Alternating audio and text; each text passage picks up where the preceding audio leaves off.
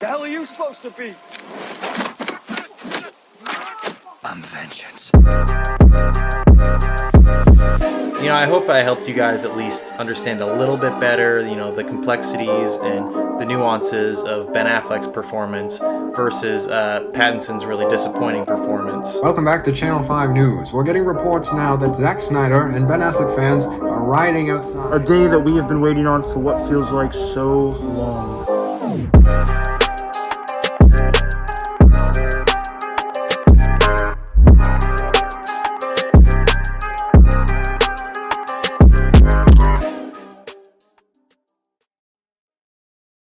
Hello, my fellow retards.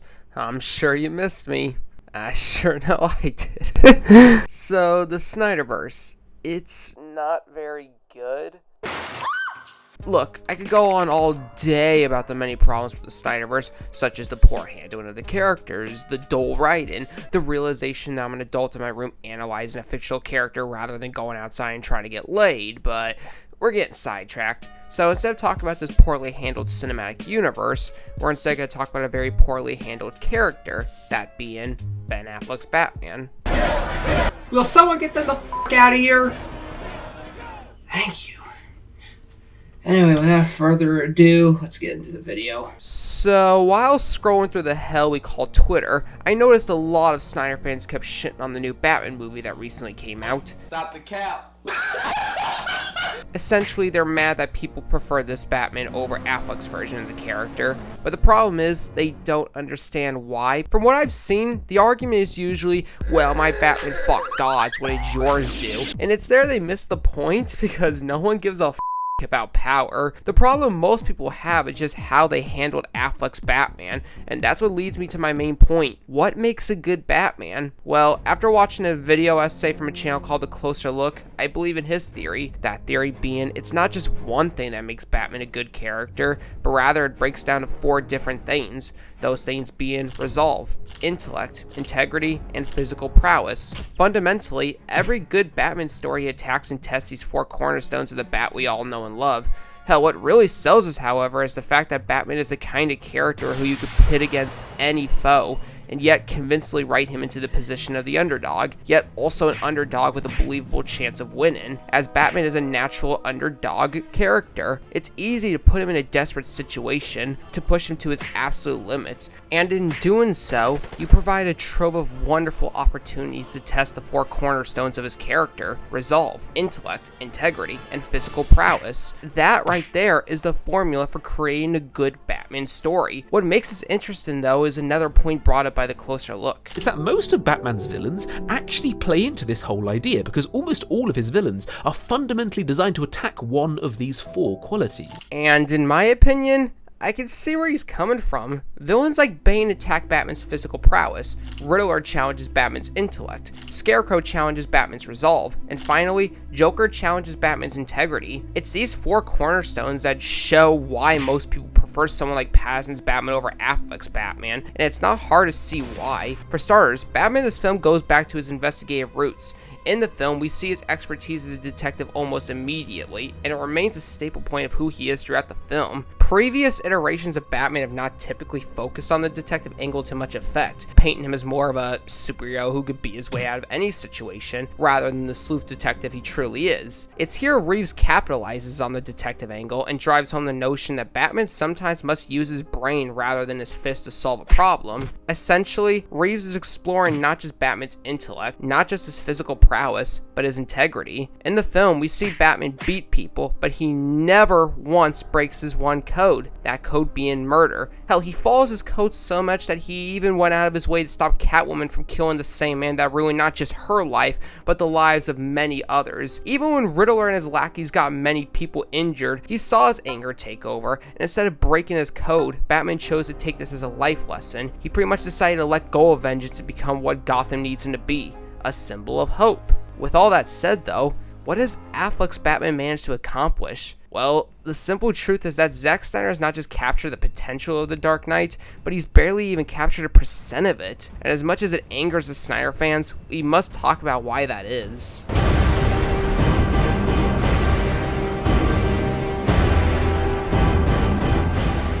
trying to pin down exactly why Batman is such an entertaining character is difficult to say the least. But one thing's for sure, Batman is a fascinating character, for his stories are not just the ultimate tale of turning pain and suffering into the positive, but as well as a man who walks the line between heroism and villainy. As a child, he wasn't that special, just another spoiled rich boy, but of course, he was happy for the most part, until everything got ripped away from him.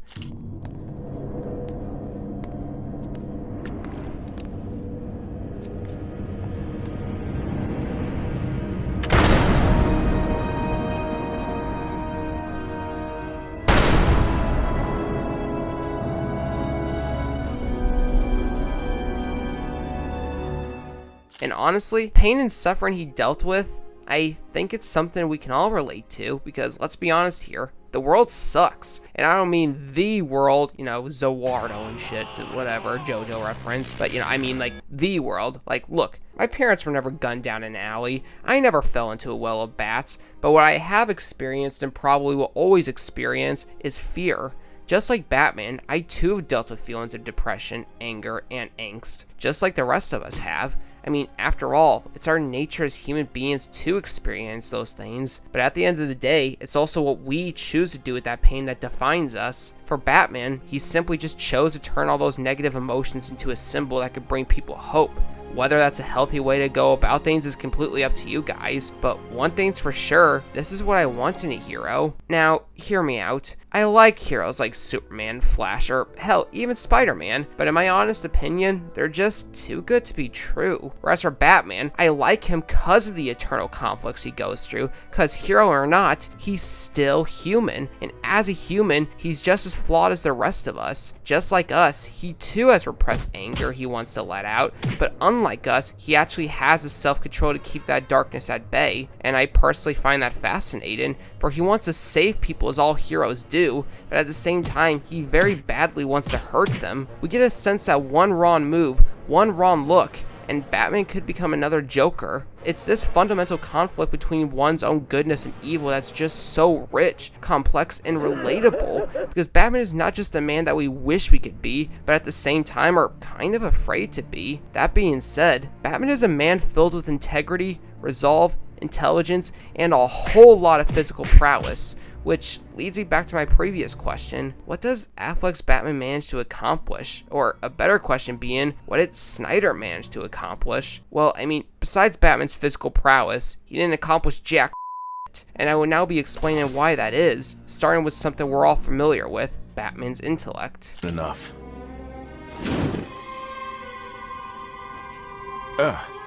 It doesn't take much, does it? The Joker has 20 pounds more where this came from. Thought you might like to know.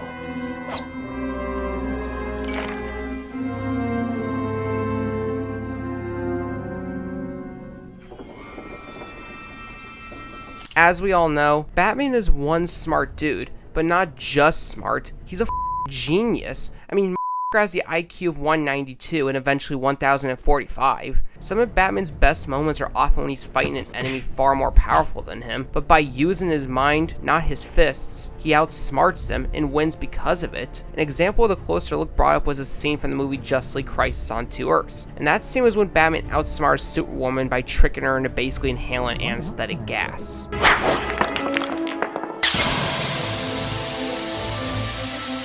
You think you can hide from me with a smoke bomb?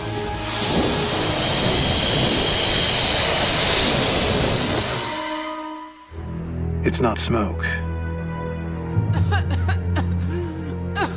It's anesthetic gas. This scene right here is a perfect example of Batman's intellect, and it's such a awesome ass scene. But the best Batman story in regards to his intellect has gotta be from the episode Injustice for All Part 2.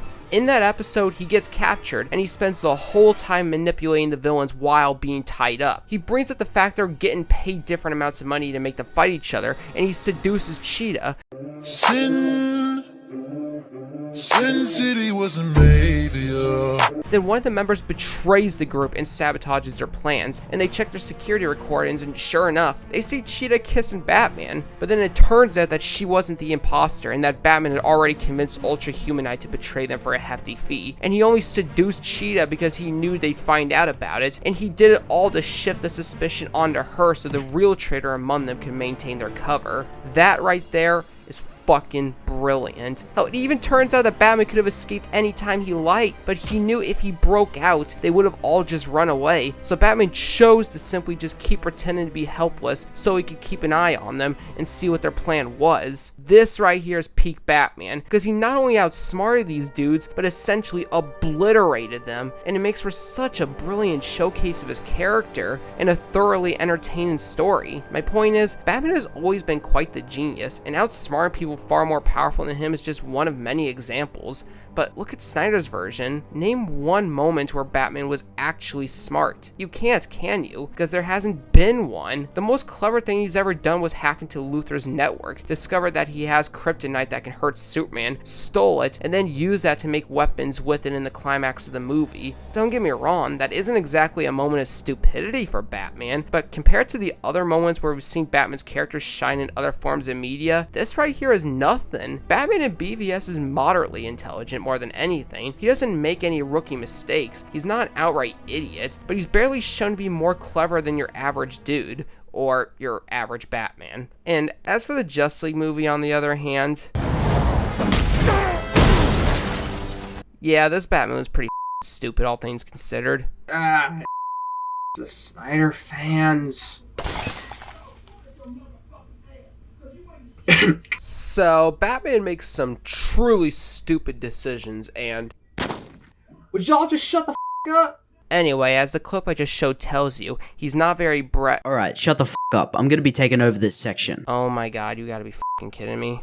Anyway, so just hand me the mic so we can get this over with. How the f*** did you even get my house? So, as this dipshit was saying, dude, you can't just take over my video like that. Batman's not very bright in this clip, and that's simply due to the fact that this scene right here is just such a non-Batman way to do things. Batman has always been a genius tactician, even in the adaptations of him that deviate massively from the source material. Batman is infamous for having contingencies for everything, no matter how unlikely or no matter how absurd. Batman is not a guy who would face someone he attempted to murder a little bit ago with no contingencies whatsoever. Batman is smarter than that. He would at least have a plan, but no, Snyder's version was completely out of his element. He had nothing to contribute to the fight, but despite all that, he still decided to walk on the battlefield and as a consequence got lasered like a and it's all just so underwhelming. Like, yeah, you can make the argument that it just shows how ballsy Batman is, and that's true, but Batman at the very least would have had a plan just in case things went awry. For example, in the film Superman Batman Apocalypse, Batman confronts Darkseid, by far one of DC's most powerful villains, and Batman, a mere human, defeats him by revealing that he's done the impossible. He's hacked all of Darkseid's unhackable weapons of mass destruction, and has set them all to go off simultaneously. As Batman stated, if Darkseid doesn't back down and abandoned his plans, his entire planet would get destroyed, and I love this. Hell, even Darkseid, after beating Batman around a bunch, respected the Dark Knight enough for him to say, Well played. Had the Kryptonian or the Amazon taken that gamble, they would have lost. Batman won the fight due to his genius intellect, to which Snyder's version does none of that, not even in the climax of the Justice League movie, and it's just such a total waste of his character. Now, you might be thinking, Batman's just not powerful enough to go toe-to-toe with someone like Steppenwolf. There was nothing he could do to contribute towards that fight. Therefore, that excuses why he pretty much did nothing, and to that argument, I need a drink. Oh, and also that's a shit argument. Nonetheless, as I already established, intelligence is just one of the 4 things that makes Batman who he is. So let's take a look at his resolve.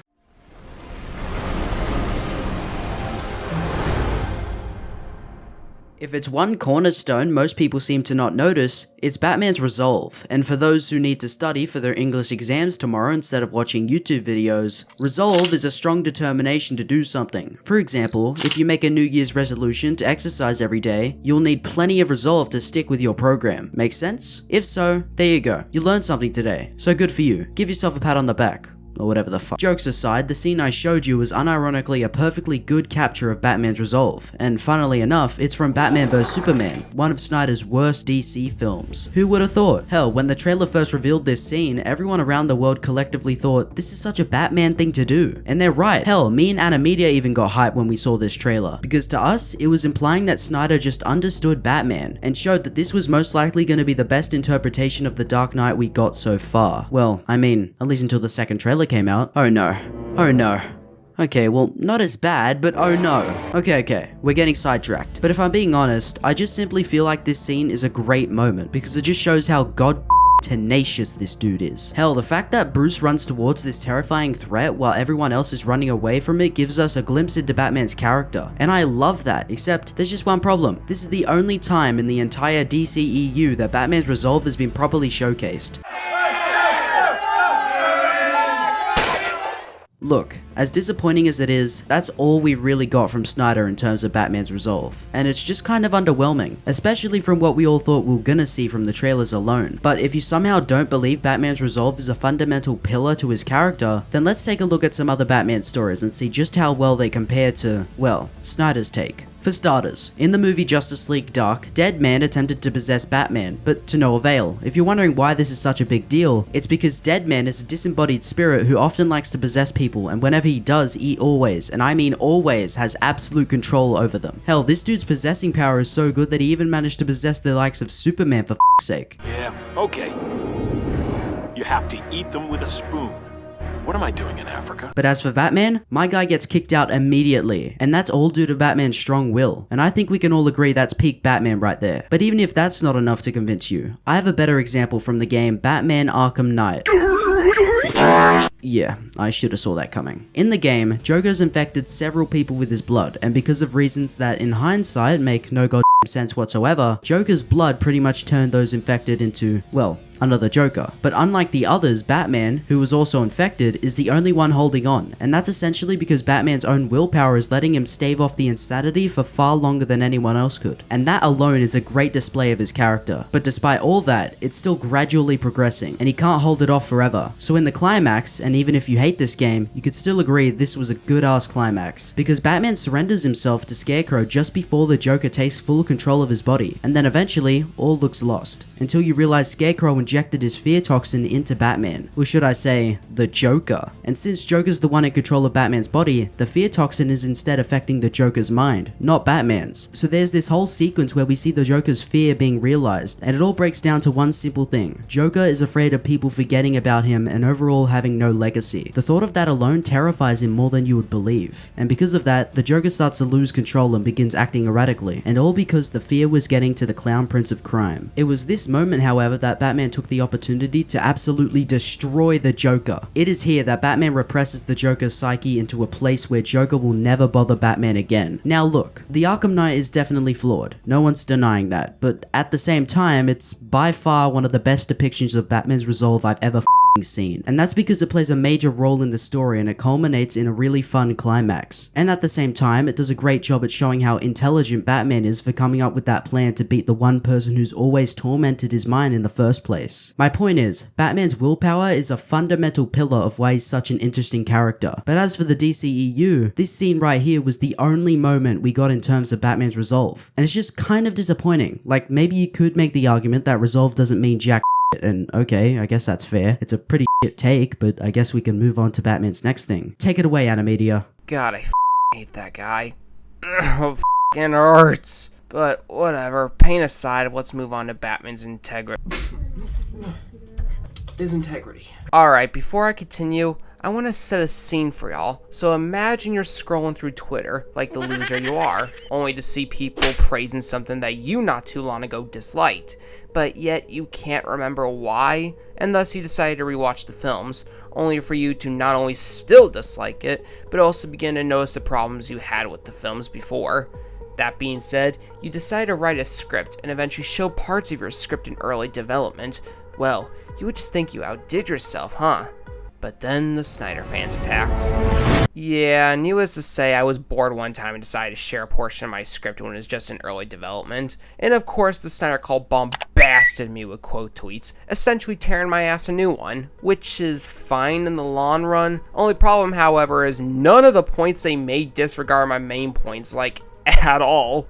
That being said, I'm certain this section of the video is going to piss off Snyder fans if this video hasn't already. So, back on topic, we're all aware Batman kills in BVS, right? Of course we are, and as such, Batman's killing streak in BVS is always usually brought up as an argument when criticizing Snyder's take on the character, which is fine, I guess, but if I'm being honest, that's not exactly a precise enough argument for me.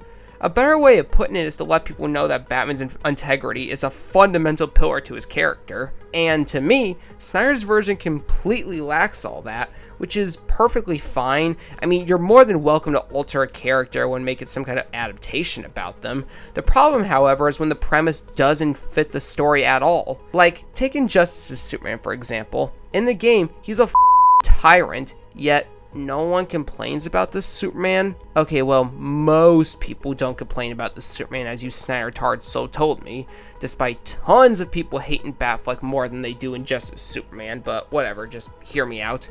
Most people prefer Injustice's Superman because the story is posing the question, what would happen if Superman went bad? The justification for warping the source material works because the story is about Superman's descent. Without this premise, the story they'd be trying to tell just wouldn't work, and that poses the question we're all thinking. What is Snyder's justification for switching up Batman's integrity? Well, there's a simple answer to that. He just likes having dark, grim tones, Snyder fans, alright? Yeah, I said it. What are y'all gonna do about it? Bitch in the comments?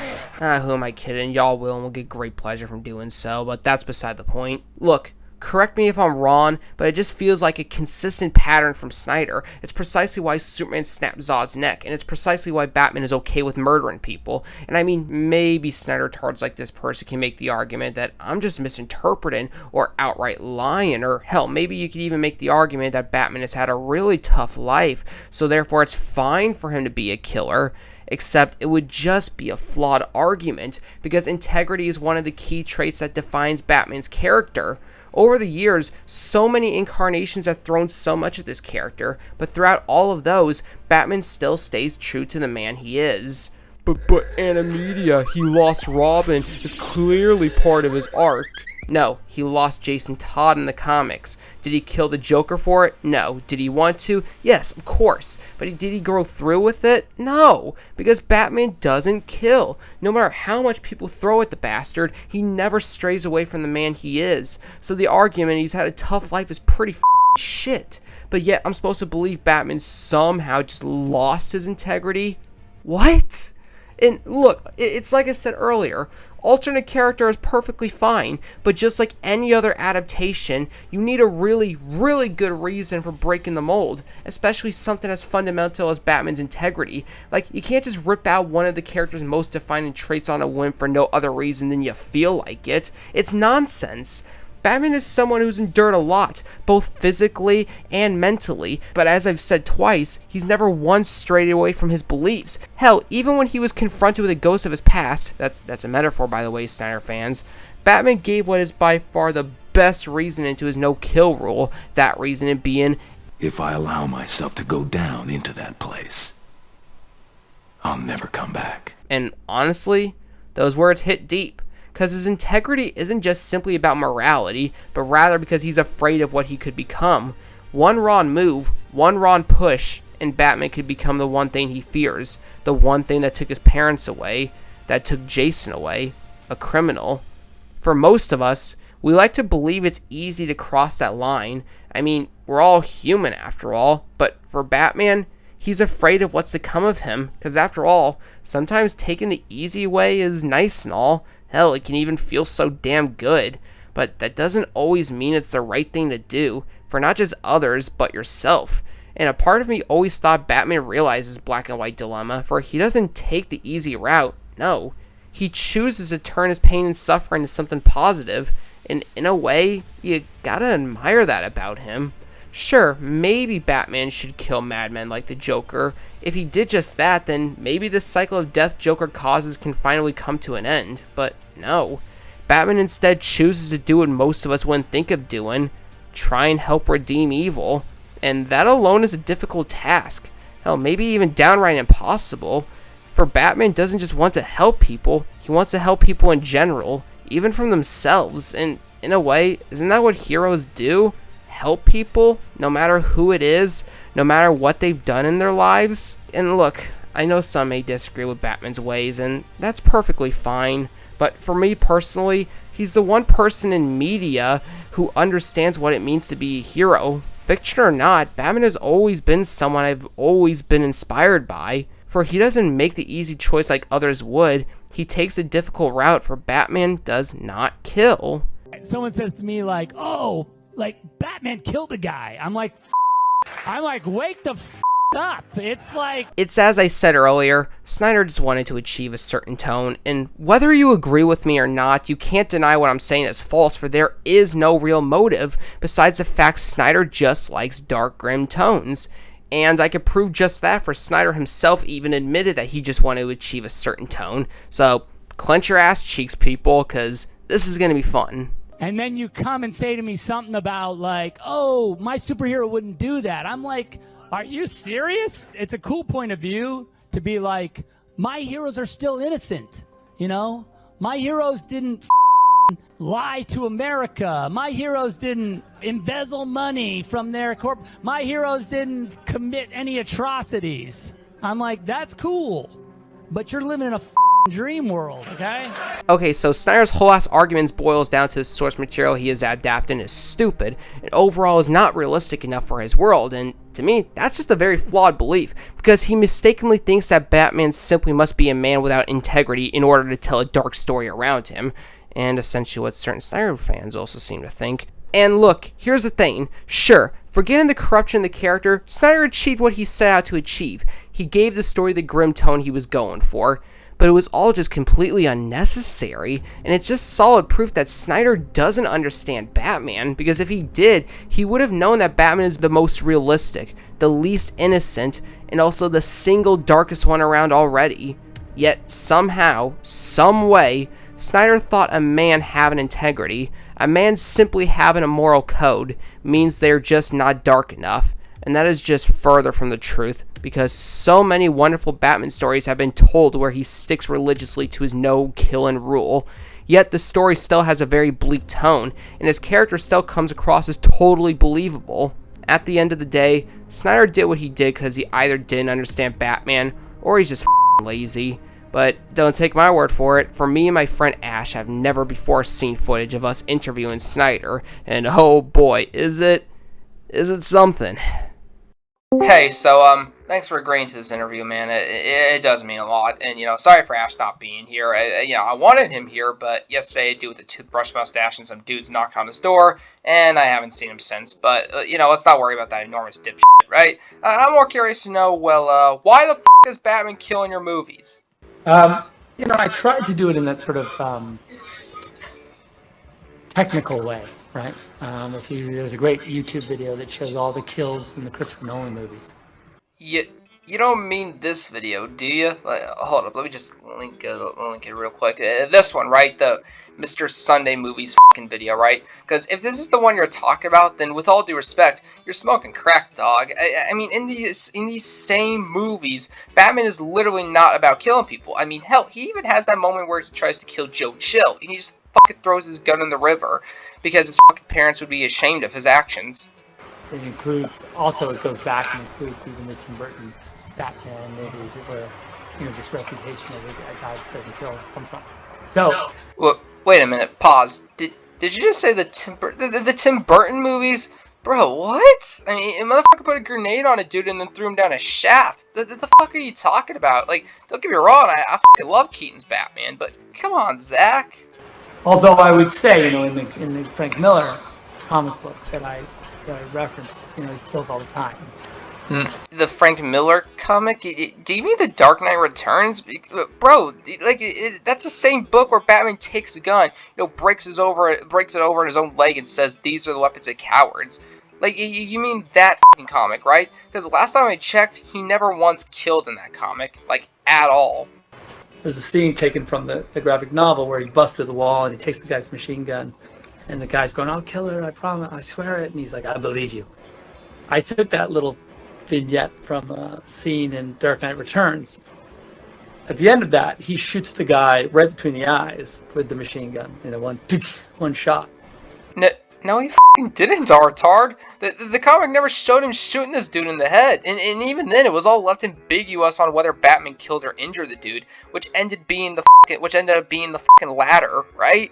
Like, considering that people state outright that he hasn't killed anyone after this incident, with even the new commissioner later declaring to pursue Batman, saying, and I quote, "My first act as police commissioner will be to issue an arrest warrant for the Batman on charges of assault, breaking and entering, and creating a public hazard, but never once adding murder to his list of charges, only adding them later when they found Joker's dead body after Joker decides to mock Batman over not having the balls to kill him, right? And then twisting his own fucking spine, pretty much killing himself, making it look as if Batman did it. Like, you are aware of all this, right, Zach? Right? And, of course, I went to the gas tank, and all of my guys that I work with were like, gotta shoot him in the head, because they're all comic book dorks. Bro, what? Seems like a thing you really need to kind of find out what happens there, I think. Hey.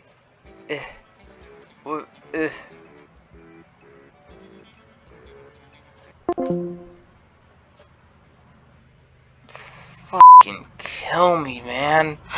Anyway, all jokes aside, I still feel as if Ben Affleck's Batman could have possibly been good. Unlike Animedia's channel. Yeah. Like, don't get me wrong, Snyder handled him poorly, there's no doubt about that, but yet, Ben Affleck as Batman was, and I can't believe I'm saying this, but he was alright in terms of acting, and his suit, oh my god, so many people on Twitter praise this suit, and it's not hard to see why. Like, look at it.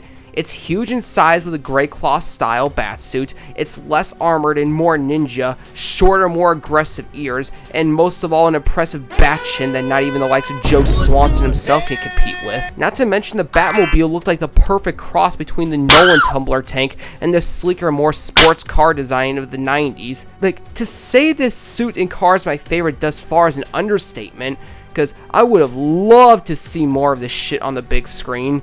And luckily, we were going to get just that.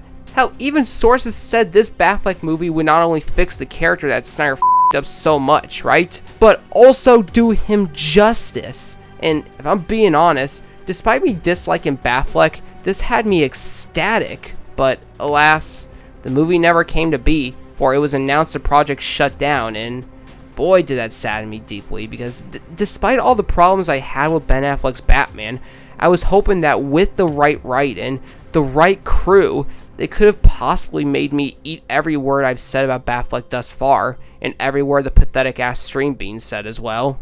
You too, man. But, unfortunately, it looks as if that's not going to happen anytime soon. And with all that said, I might as well just end this long critique of Snyder's version of the character by saying what I've always believed. Ben Affleck's Batman was nothing but wasted potential. Nonetheless, if you stayed till the end of the video, I f***ing love you. You are phenomenal. And if you stayed to the end of the video and still disagree with my points, that's fine too. We can have a little back and forth in the comments. It's all good.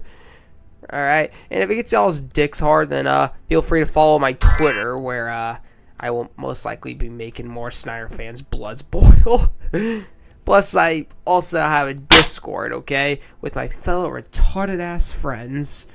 So, go join it for a cookie or whatever the f***. Oh, and don't forget to subscribe and or follow my editors for this video. They're gods, okay? They definitely deserve the recognition more than I do. Anyway, with all that retarded-ass self-plugging out of the way, peace.